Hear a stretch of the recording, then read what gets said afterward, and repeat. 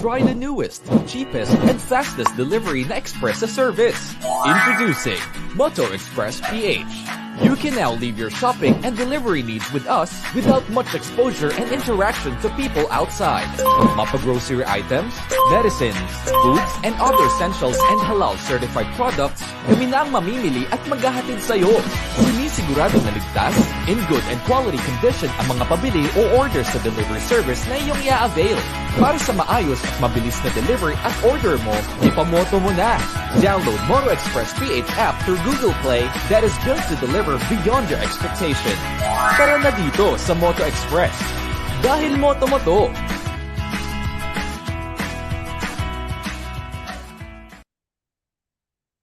Hello! Good afternoon. Buenas tardes a todos. Señoritas y señoritos, amigos y amigas, entrepreneur at entrepreneurs. It's 5 o'clock once again. At sa katulad na natin nakagawian, muli nagbabalik ang inyong Tito Alex, ang inyong Señor Entrepreneur, 5 to 5:45, dito sa ating linggu-lingguhang pagsasama.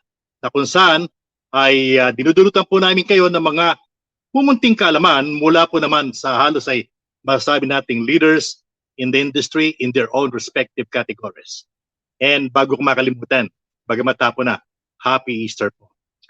At nanalangin po tayo na sana lahat ay kahit papano ay nabuhay pa rin sa ating diwa ang kahalagahan nitong Semana Santa. At ngayong araw ng linggo, hopefully bukas, magsisimula na naman ang panibagong araw upang tayo ay humarap sa mga panibagong pagsusubok. At kung pagsusubok ang ating pag-uusapan, yung mga socio-economic political changes, tingnan natin kung sa pamamagitan ng mga marketing man natin, ng mga businessman, ay meron tayong maidudulot sa inyong mga pananaw upang kahit na 45 minutes lang po tayo ngayon, ay mabigyan namin kayo ng ideya kung ano yung nangyayari at pwede pang mangyari, no, sa ating kapaligiran. At kaya nga po sa ngayon, ay hindi lamang isang magandang lalaki tulad natin lahat, kundi isang matalino, performer, ang ating nakuhang panauhin, no? At recently, he was again inducted as president ng isang asosasyon na malapit po sa puso ko at sa puso nating lahat. Yan po ang Philippine Marketing Association. At isang malaking karangalan na ang isang katulad po niya from 2020 at ngayon ay 21, dahilan sa nangyari ng nakaraang taon ay nabigyan pa ng extension sapagkat kailangan lamang po. Times were different last year and hopefully, God willing, everything will change for the better. Siya po ang Executive Vice President ng Philistar Media Group. At nung tinignan ko yung kanyang profile, ay punong-puno po ng mga recognition, yung kanyang kumpanya at siya na mismo. At nakita ko doon yung iba't ibang awards na tinanggap nila, katulad ng Quill Award for Excellence, 50th Anvil Awards, at of course, yung sa sarili namin sa Philippine Marketing na Agora Awards, and then naging Most Outstanding Information siya, at saka yung CEO Excel Awardee. Okay, sa aming mga marketing man, yung 45 minutes may yan eh. Kaya hindi ko na papahabain, tatawagin ko na po kagad on screen ang ating pinagmamalaking Pangulo ng Philippine Marketing Association, si Ginoong Lucien Tioco. Okay, Lucien, magandang hapon sa iyo. Yes, kita mo naman ha. Alex, magandang hapon at Happy Easter sa inyong lahat. Yes, at katulad ng binibenta na nga kita, sabi ko, higit na bata to sa akin, natural. At higit na masabi nating equipped mentally, physically, and spiritually. Nakita ko rin yung sa profile mo yung ikaw pala ay suki ng fitness first. Kaya nasisiguro ko, kayang-kayang labanan natin itong COVID na ito. I know these are uncertain times. But as I have said, for a head start, para mas malaman nila kung sino ang Lucien Tioco, go ahead. Present yourself. Give them some brief on who you are, what you've been doing bago tayo dumako sa dapat natin pag-usapan. Okay, sige po. Unang-una, magandang hapon sa inyong lahat sa mga nanonood ngayon. I hope everyone is safe. You know, it's difficult na we're under quarantine once again. So, isang taon na experience natin to, pero parang naulit na naman yung pangyayari a year ago. So, narito ako para i-share lang yung experiences namin sa pinagtatrabuhan ko sa Philippine Star at yung mga concerns namin dito sa Philippine Marketing Association. So, I'll be sharing the screen. Okay. Madali lang po. Nakikita niyo po yung screen. So, I'll start with my slide. Go ahead.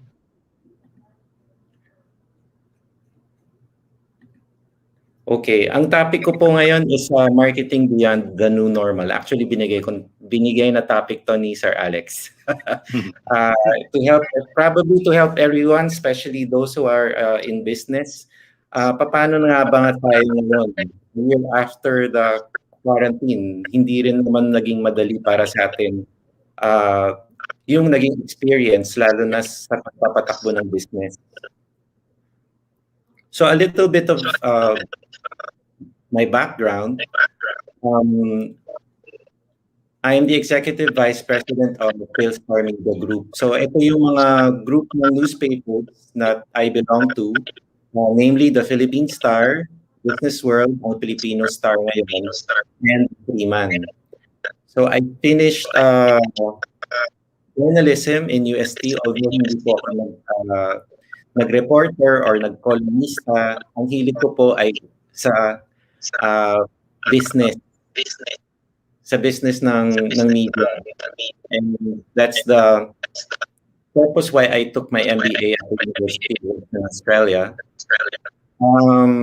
So don't deceive with my looks because actually nasa Star na po ako for 33 years. So I started working in the Star in 1987. 22 pa lang po ako noon. So do the math na lang po para malaman mo yung edad ko.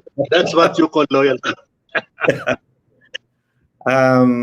I'm currently the president of the Philippine Marketing Association. I was inducted as president last year, noong 2020. Tapos binigyan kami ng chance ng members this year na mag-hold out pa rin ang current board para ipagpatuloy yung activities namin for 2021. So malaking pasasalamat ako sa mga members ng PMA for allowing us to continue our programs for this year. Dahil maraming activities na na-disrupt last year na hindi natuloy because of the pandemic. Alam nyo naman, ang Philippine Marketing Association is a very sociable and a very network-driven organization. So nung nawala yung mga events, mga physical events, nahirapan po kami kung paano to sustain.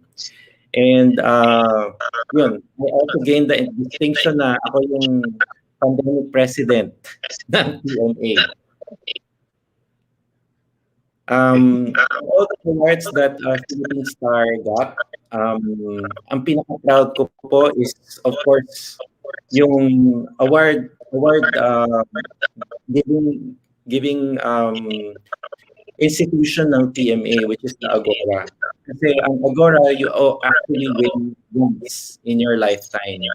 So, imagine nyo lang po, pag umalo po kayo, ibig sabihin nun, parang nahihirang kayo parang best of the best.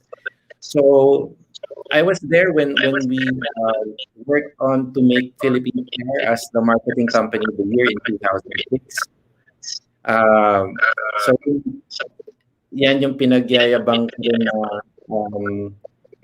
na nakamit ng Philippine Star yung marketing excellence, the highest marketing excellence in 2006.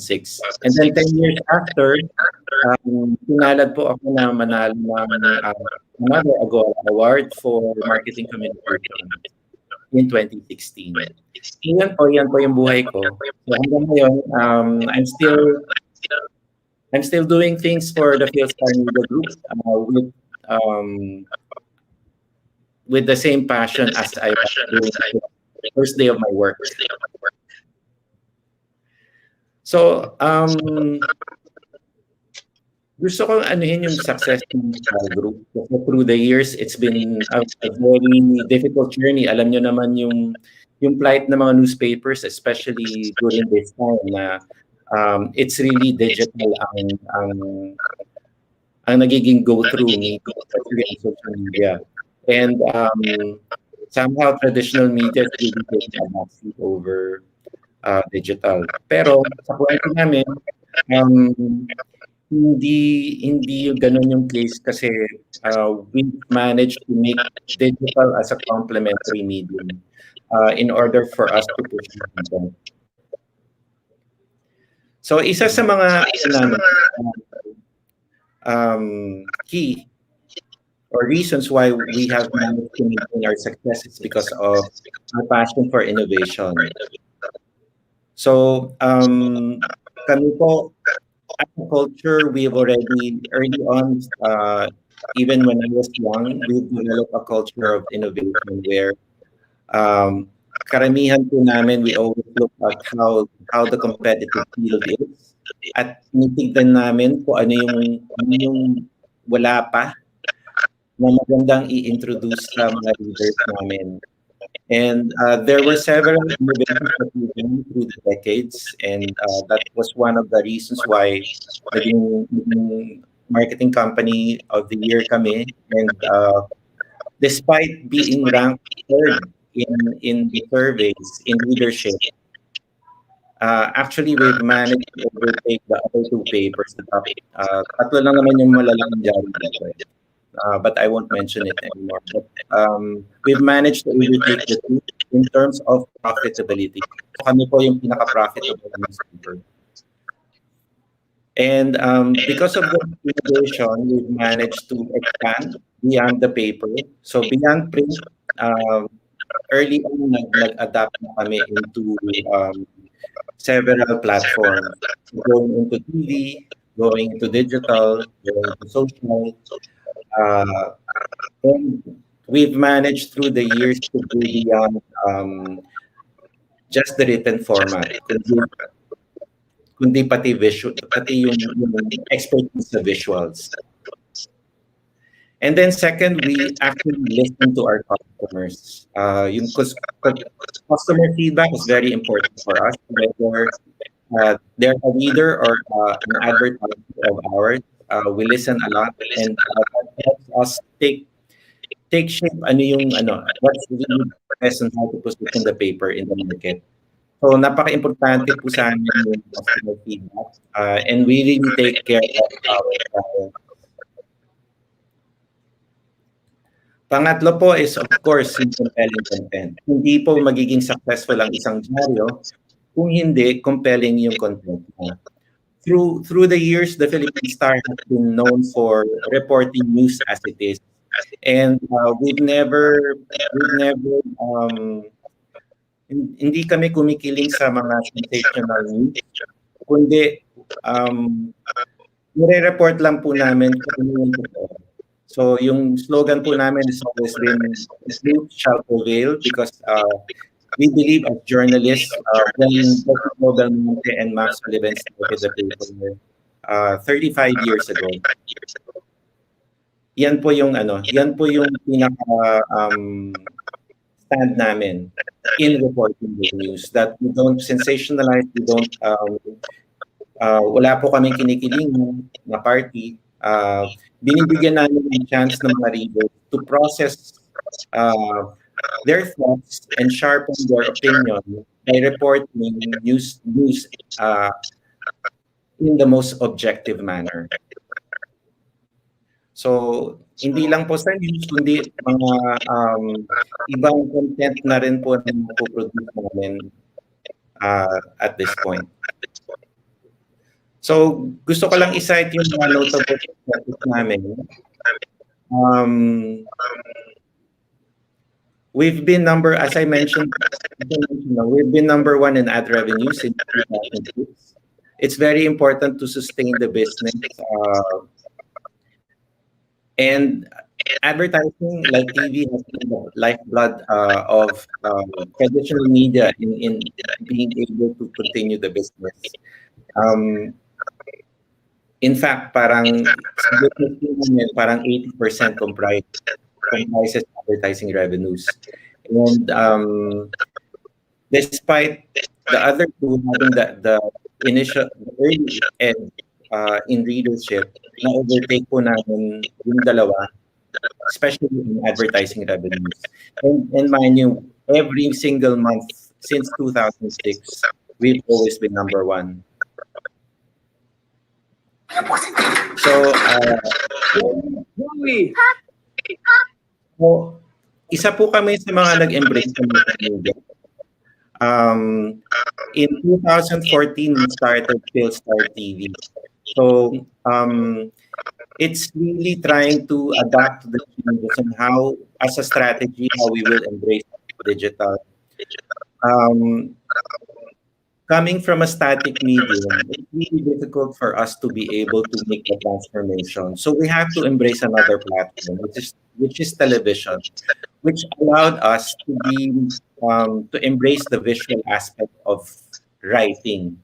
And it's more of storytelling and sharing, telling our content in visual medium. So from our sections namin, halimbawa, yung Modern Living, which is a lifestyle section every Saturday that features architecture and interior, naging TV show pa.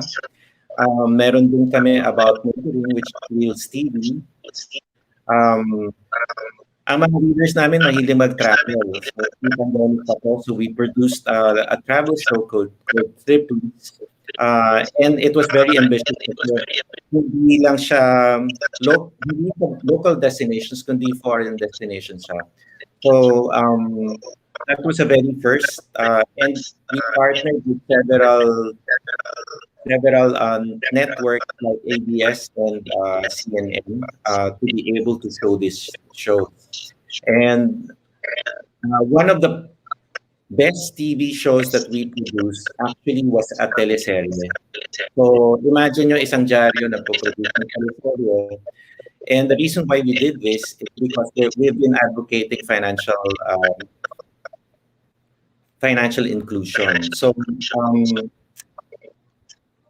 gumagawa kami ng mga campaigns to advocate and equip the Filipinos on how to handle their finances. Pero nakaka-frustrate lang, especially on the general audience, especially the young one. So we decided to tell it in a telling format, which is a teleserye that we partnered with Cinema One. So I'll just show you a quick preview of what we've done. This was shown in 2016 and 2017. So naka 2 seasons ito sa Cinema One. Tapos naging movie pa ito noong 2018.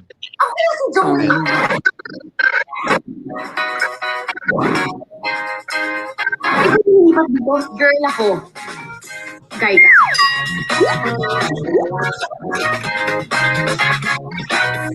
Don't see it on screen? It's basically about dalawang tao. Itira sila sa isang apartment together. Dalawang opposites living in one room. What's that?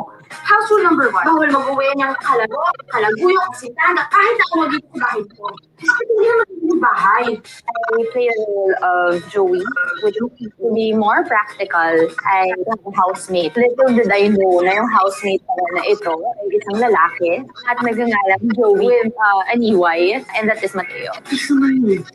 Ito ako it's still my spirit place. Ang kakaiba dito, ito yung unang-unang nagtatakil na puro symbols ng characters. I play the mother of Mateo.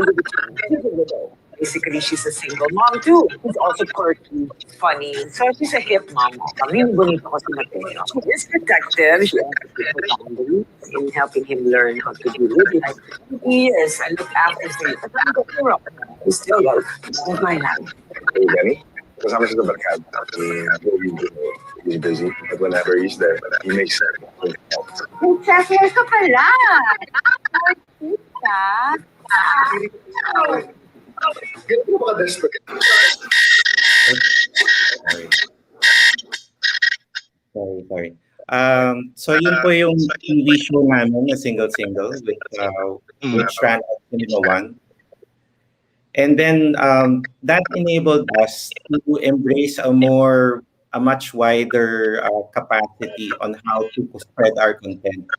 So we were the early adopters of digital. So naintindihan po namin kung paano namin i-strategize yung content namin in entering into our digital platforms. And it's also been one of our services na we've been producing content for other clients. So isa po ito sa mga um, na-produce namin for a client named Avida. So during the time na sinikat na yung mga commercial, yung mga long-form commercials on social media, we were the early ones who were one of the suppliers na mga videos for brands. So this is one of the works that we did with Avida. So, Lucien. Yes. Lucien. Yes, So Bob. this thing, you getting into expanded the digital platform was way before the pandemic. Yes. It's way before the pandemic. Like this one, ito po was produced in 2017. 17. So even with nobody, if we were in 2017, never knew that this COVID thing would suddenly be here to disturb the global economy. Correct. So my point is, it's as if this is a well-prepared or perceived business move of yours, because I still believe that in any time or era, innovative marketing, just like we're doing, is the name of the game. Okay, Opo. and even without the pandemic, still competition is the biggest factor to contend with, aside from unforeseen industry and market changes. Taking into account both local and global trends, the so-called challenges and opportunities at any given time. Now, let me be more direct. Last year and now, how was the circulation of Philippine stock affected? Let's say all businesses were affected. How was circulation affected in terms of numbers of, let's say, subscribers or sales? Actually po, malaki yung effect. Siyempre, because of when ECQ was declared, distribution really became impossible for us. Yes. At that time, during the ECQ of April last year, our capacity was really just 35% of our total circulation. And primarily because Metro Manila was locked down and all flights were suspended. So wala talaga kaming napapangyayari sa mga probinsya. Right now, before this new ECQ struck, we were already on 75% capacity. So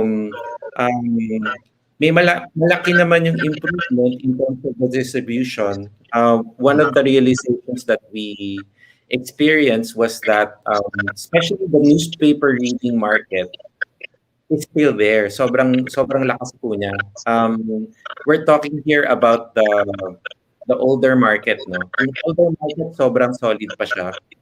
That hammer for getting their newspaper in their home and offices, nandun pa rin po. Even if there are challenges of going beyond the gated communities. So, yan yung mga challenges po namin. With the just a simple question. Of course, when innovation is the name of the game, there sa ating mga marketing man, we always look at problems and solutions. That there is no problem where we cannot offer solution. Okay. In my case, like for example, in order for me to get a copy of any newspaper or tabloid, I have to go to the likes of 7-Eleven or Ministop.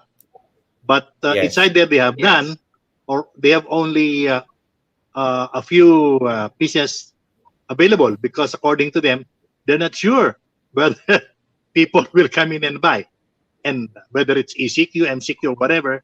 So ang sabi ko nga is, now I don't know if it is possible, no? If it is possible that, for example, all those regular subscriber viewers, that you can have a tie-up with the likes of Grab, no? We have our Moto Express. I don't know how this would affect the cost of subscription plus delivery. I don't know if you can still afford that. Us subscribers will still pay the same, and yet the delivery will be shouldered by you. I don't know, but that's how it is. Those are some of the adjustments. If they cannot go out, still the riders are plenty. They are here by the thousands. Have you thought of using them in order to revive your regular subscribers and work on new ones? Actually, yan po yung currently binubuo po namin na naghahanap po. We're actually looking for new distribution models to be able to distribute our newspapers well. So yung physical newspapers, nandun pa, malakas pa po yung market. And we're really compelled on how to solve this at the moment. So hindi pa namin entirely nasa-solve siya dahil syempre may mga cost issues and sometimes on the other party then parang there's still hesitation on how it's going to be distributed. Kasi it's different, the difference easily kasi parang ang mga the likes of Angkas or the other riders like Grab, they have a window. It's hard for them to compel a certain window where they have to distribute the papers. So yun po yung mga mga puzzles at this point. Well, maybe for a starter, you can try it out in Metro Manila, no, and see how efficient the delivery will be. Now, if you take a quick look at your screen, GPTV and BBN, I will just advertise what we have. We have Moto Express. What we can do is we will advise the proponents behind that to get in touch with you. And definitely, they are considered one of the lowest rate, in terms of services being rendered. Very competitive, very efficient. And the rest, probably, it's just up for discussion. Maybe they can give you a ring. Yes, and see yes. how you can cope up. Yeah, oo. Walang hindi posible, lalo na sa mga bagong kliyente at mga distributors. Okay? Yan, baka nakikinig si Ismael, ha? Ismael, siya yung aming promotor dito ng aming istasyon, eh. He's also a colleague, no? Sa DTI Go Negosyo. And as I have said, bigla lang pumasok sa isip ko yun, gawa na tayong mga marketing man, para tayong sundalo, eh. Ang sabi nga natin, no retreat, no surrender. Actually, yun naman yung especially now that parang maraming opportunities na you have to discover and figure out. And now, yung mga challenges na ganito parang really compels you on how to innovate. And that's really the important component on how you're going to survive your business. Oh, even the way we're doing right now, no? This just started as a simple TV online. But now, it's almost speed up, no? Para na rin kaming regular TV station. Kasi masipag at makulit. Yung aming presidente rito, si Ismael Abaya, Maharaja. Nakamonitor marahil yan. Okay. Now, let's get back to our beloved organization. Because I can see myself in you. It's a good thing na ikaw yung presidente ngayon. Because at my age now, and with all the things that I'm doing, if I'm the president now, I don't know how easy I can handle the situation. Eh, ikaw mas bata, mas agresibyo, kaya mas kaya mo yan. But on the other hand, during our era, I was president way back 2008. And I'm glad that I would say those are normal times, okay? That anything that we conceptualize, in numbers, we are more than 400. In activities, there are plenty because we don't have in our vocabulary the word pandemic and the word COVID. So it's minding our own business, and it's seeing to it that all the possible activities of PMA, it's almost a full-time job during that time if you become president. And kaya nga ang sabi ko is it's a good thing that we have a young, handsome, and physically fit president now. Oo. Na nandyan ka. And I believe kung magkaminsan kasi it's not by the numbers but the dedication and loyalty of the people behind. And PMA will always be PMA. And I think 3 years from now, we will be celebrating our almost magsi-senior citizen yata tayo. Di ba? Sabay na. Well, at any rate, so how do you think? What are some of the innovative things that you intend to do on the second year of your term? Considering na ngayon, nako, merong bagong variant. Nako, ayun yung ECQ. Nako, ano naman ang gagawin? Sige, sir. Tuloy ko muna yung presentation ko, sir, kasi babalikan ko kayo dun sa sagot nyo kasi Go ahead. I want you to take note of what I'm going to discuss when it comes to marketing and how PMA is actually what is PMA planning to do about it. Yeah, okay. We have 15 minutes to go. Kaya medyo nakasilip din ako sa oras na. Bilisan ko na lang po. So, okay, go ahead. Isa pa sa mga notable successes namin is our strong lifestyle content. Because business-wise, it's always yung mga brands really try to embrace the lifestyle, ang lifestyle content. And it's been the space that the Star has owned ever since. Our strong lifestyle section recently pinalakas din namin yung presence namin sa digital. Yes, definitely. So these are the wins we made during the pandemic. Kasi we're really fortunate that we were able to embrace digital and understand digital and how we're going to maneuver our content in different platforms. So nung nag-ECQ, actually parang it was a matter of weeks before nakapag-pivot kagad, especially for business world. Mm. And ito po yung sinasabi ko na kaya malakas yung lifestyle content namin is because we launched philstarlife.com, which is a different kind of taking of yung lifestyle content namin sa newspaper. So, iba yung content niya that caters to the digital audience. So, it's really catering to a younger audience. And we launched it last October, no? Pero in a matter of couple of months,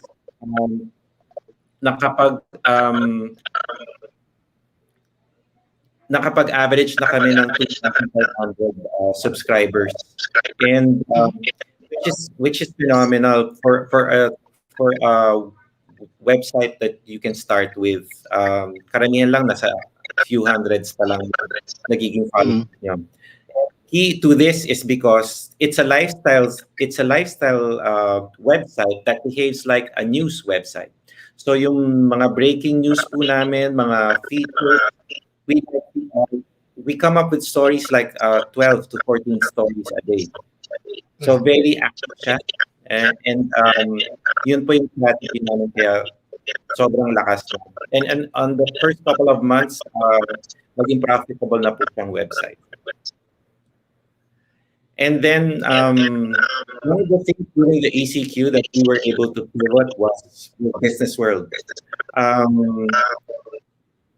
By coming up with several activities, what we realized was business world has a very close relationship with the business community, and it's a well-regarded table. Maganda po yung brand equity ng business world. So when we came out with the online business events, we've managed to always command a high number of viewers and followers. And pretty soon enough, clients have been approaching us, asking us to host their webinars. And it was also groundbreaking for us to be holding an economic forum um, entirely online. Our economic forum has been the primary event ng Business World prior ng pandemic. And it's the event where all businessmen needs to be and wants to be. Yun po yung reputation ng economic forum namin. And during the ECQ, thankfully, we were able to successfully hold the online conference. And our passion to make it successful was to give the virtual audience a real experience that you're really attending a conference that actually feels like you're basically attending an event. And then because of this, we've managed to increase our share. We now occupy half the market share of the newspaper market. So these are several factors that we were able to pivot during the ECQ. Ngayon kami yung, despite the diminished numbers, no, but we actually occupy already 50% of the market. So yun po yung wins namin. And ito na po yung tungkol sa pandemic.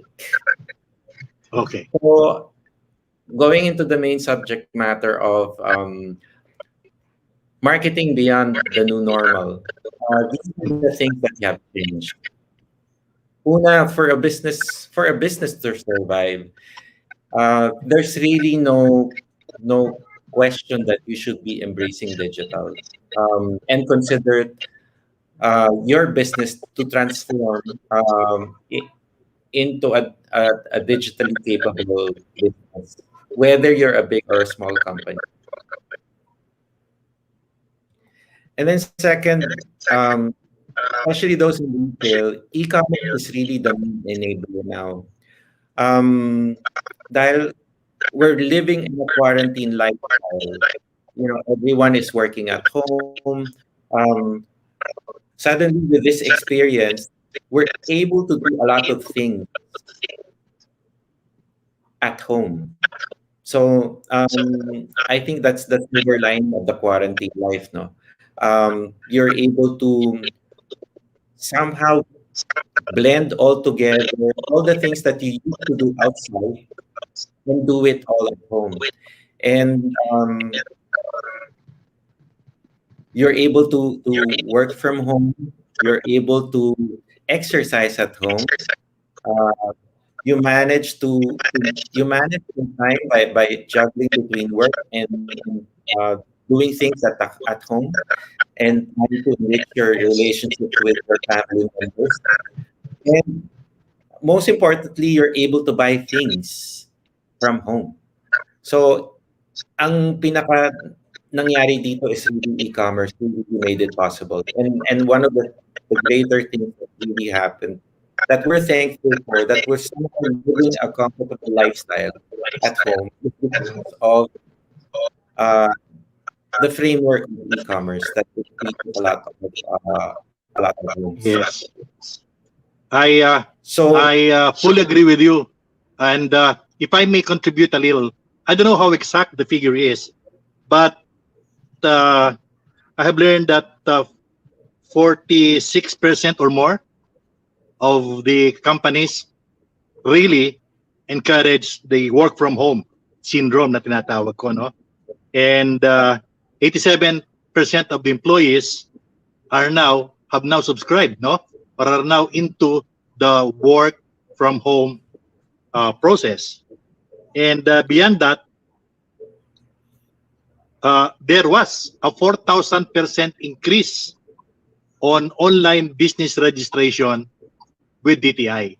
So the sudden emergence, no, of micro entrepreneurs, and basically being also with the DTI Go Negosyo, we noticed that even before, when we were distributed all over the Philippines to conduct our Go Negosyo program in tandem with the Department of Trade and Industry. And it is said that the Philippines rank in the world's fastest growing market for a freelance economy. And that, I believe, one of the major changes in terms of consumer behavior are those that belongs to the Gen Z generation, because 60% of Filipino workers are said to be Gen Z, no? Right. Yung hagip ka ba ng Gen Z? Kasi kami, hindi na eh. 2 Gen Z na ang edad namin. Kaya eksakto lang yung yung yung pasok po. Talaga kailangan yung mga kabataan na katulad nyo ngayon to really spin off the economy.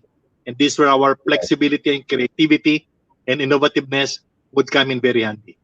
So, shifting from global to local. Okay? Correct. So yun po yung karamihan ng mga business models, especially those who are mga suppliers ng food. You really took note of how marketing has shifted from global to local. So naging phenomenon over the past year ang community marketing. So yung lahat ng goods and merchandise is actually trying to penetrate villages, specific locations to be able to market the product.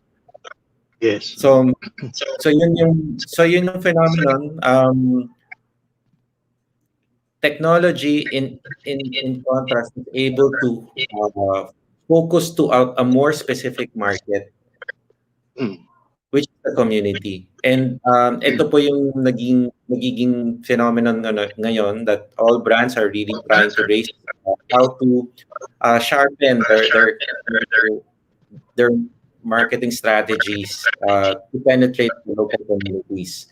So bukod po dun, of course, nandun po yung mga vibrant communities, and nakakagulat lang in terms of how the consumers are responding products and trying to sort products that actually you used to buy before.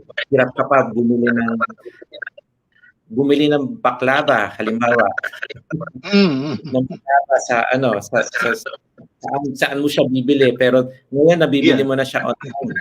So yes, kasi simple lang yun no? Sa ordinary buyers.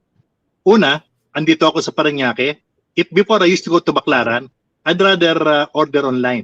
Number 1, yung mga katulad naming mga seniors, baka maraming problema kapag abutin, makipag-away pa kami, batayo nyo kami palabasin. Malakas pa naman. Second, you don't only save on time. You save on effort, on yung mga pamasahe, pagkapapunta doon. So, it's really that advantageous, to really adapt to this new normal. Okay? Like, I have some kids who were telling me, "Pa, okay pala ito Anong okay? Pandemic, okay. Mas malaki kinikita namin ngayon kaysa nung nagtatrabaho kami. And we're here in the comfort of our homes. And we're here to take care of our children." So, ano pa? That was really never inconceivable during my time. Kasi during my time, kinakailangan may katulong ka mga 2. Kinakailangan kung 2 kayo, may 2 kotse kung magkahiwalay ng trabaho kayo. Kinakailangan umuupa ka kung wala ka pang sariling bahay. So a lot of these overhead expenses were really, should we say, saved, in terms of this shifting, to the digital era. Kaya maski nga mga batang-bata, of course, mayroong pros and cons. But as I have said, I think one of the best characteristic of us is being we easily adaptability to changes, and that's the Filipinos where we're known for. Even in the Yes. past era, madali tayong mag-adapt. So basically, the shift is more on the advantage and less of the disadvantage. Kasi some of the disadvantage circumstances, ang sabi nga natin, pinagtatalunan pa eh. But no matter what it is, for as long as it redounds to the benefit of the greater majority, then that would be less headaches for us marketing people. Yes po. So yun po sa local communities. And right now it's really important for companies to embrace a purpose-driven marketing. Yes, Especially at this I love this statement. there's a Purpose-driven. lot of sentiment and concerns of consumers how to get through this pandemic. So kahit nag-ahit tayo, nagiging resilient tayo, sometimes admittedly that you encounter a brand that doesn't have the empathy on what actually we're going through. So marami pong ganun. Maraming brands that I observe are still in that mode. And generally, I think it's really stemming from how we have been attached to what was then. Ano yung nakasanayan natin? Ano yung naging expectations natin in terms of our source of income, our profitability. It's really coming from that. But at this point, it's really important for every company to be forward-looking and consider what is the present and how it has changed, and embrace a more purpose-driven why a brand is there and why a brand should be able to create a better world. Alam mo, Lucien, this gives me an idea. Purpose-driven marketing. Masarap pakinggan. Why don't we come up with something na purpose-driven governance addressed to our barangay, local, and national government officials? Para matauhan yung iba. Hindi ko naman sinasabi lahat yan a question mark. But with what is happening now, talagang medyo magulo eh. Diba? Baka imbis na purpose personal-driven governance. Pang-personal. Kaya marahil, yung sinimulan ni Henry Tenedero, meron kami sinimulan noon, MIG. Maybe this is one time that pwede mong buhayin to, MIG is Marketing in Government. Ayan. Hindi nga lang nagkaroon ng continuity.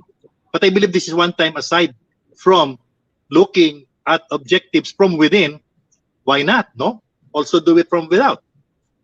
Yes. Opening the minds of our national leaders on what it takes. I agree very much. Correct. So, guidance and enlightenment. Okay. Anyway, alam ko medyo kapos tong oras natin, But ano ba yung mga hindi mo, ano pa yung balance nitong dapat natin presentation? Yeah. So, as you mentioned, Gen Z now is comprising 60% of the population. Yes. And since last year, nag-enter sila into the workforce, and they have a different mindset from the millennials. So, ang kagandahan dito ng Gen Z, there are two important factors that makes them stand out. Number one is the need for them to have a sense of purpose. And second, they have a real concern for the environment. Kasi sila yung mamana ng yung mga pinagagawa natin during the past decades. So these are the considerations. But similarly to millennials, ano din sila? Very hyper, very impatient over things because of technology. Parang they want it instantly. So these are the things that, especially for companies, when you're considering the Gen Z workforce, you really have to get into their mindset in order for us to work together. So yun po yung actually itong time na to, At this time, in terms of company makeup, you have the Gen X, the Gen Y, and Gen Z Yes. already in place. So imagine how the Pero, mix and interaction is going to work in the company. Lucien, may dadagdag ako ha. Medyo Apa. dumadami na din yung mga populasyon ng ating mga baby boomers. Katulad namin yung mga past president. Because of these improvements no in healthcare, kaya makita mo ngayon, if I can have it by memories, yung age segmentation was redefined. Like for example, up to age 79 yata, no? Yan yung mga hindi, up to 79 pala, imbis na senior citizen, ang tawag ngayon sa mga ganyan ay 79, yes, middle-aged, and 80 and above are the senior citizens, and 100 are the centennials. Ayan, so katulad ko, kasi nasiyahan ako kasi hindi pa pala ako senior kundi middle-aged. and I think that is something that have to be taken by us marketing people, because when we do market segmentation, no, and I believe sana sa susunod pag-usapan natin yan, how to deal with these different market segments, no, starting from the Gen X, Y, Z, the baby boomers, and then meron pa nga tinatawag tayong alpha generation. Yes, maganda pag-usapan din yan. Born 2015. Actually, which leads me to my next point. At this point, especially when the pandemic happened, dati kasi pinapag-usapan na parang ang nangingibabaw na generation was the millennial. Yeah. Okay. Anyway, ang suggestion ko ganito. Since talagang ang hirap pag-usapan ng marketing in 45 minutes, meron na tayong narito message to viewers. And this is not the first and the last. Definitely there will be more invitations from you. And I hope since tayo naman ay pareho ng concern, no, to educate, no, ang ating mga pambansang people. Ito, we're not only catering to the local but the global economy. Pansamantala lang tayo magpapaalam, and allow me to offer again another invitation. Yung pag-uusapan natin ay idudugtong natin doon. Okay. Okay, sige po. Parang chapter lang muna ito. Yes. So ito yung parang ano lang po, nangyari over the past year. These are the realizations that happened. Siguro on your next invitation, sir, I'd like to discuss the concerns that we have to discuss in terms of how we should be dealing with as marketers in the pandemic.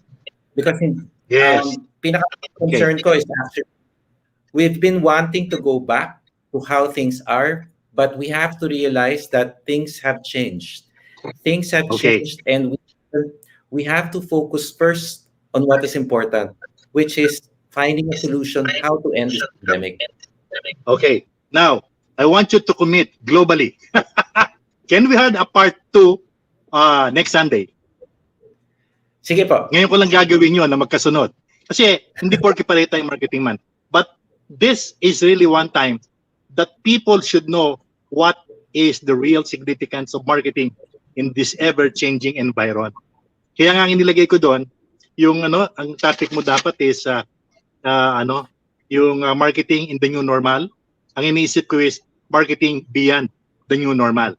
So, may have your commitment to our global and local audience that we're going to have another part 2.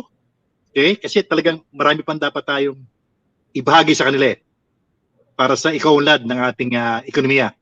Pwede ba? Ang part 2 natin next Sunday. Pag-usapan natin after this. Okay.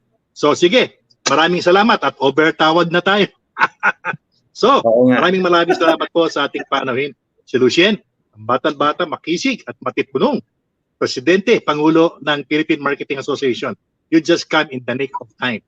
At nakita ko na marami talaga nanonood sa atin. So, sa lahat ng ating mga televiewers, salamat sa inyong pagtsatsaga. Next week, we are going to give you more insights as to what to do in this time of pandemics via a more strategic marketing approach. Maraming salamat po and have another great weekend. And tomorrow, Monday, is another challenging day. Thanks a lot, President Lucien. Thank Bye-bye you. for now. Thank you.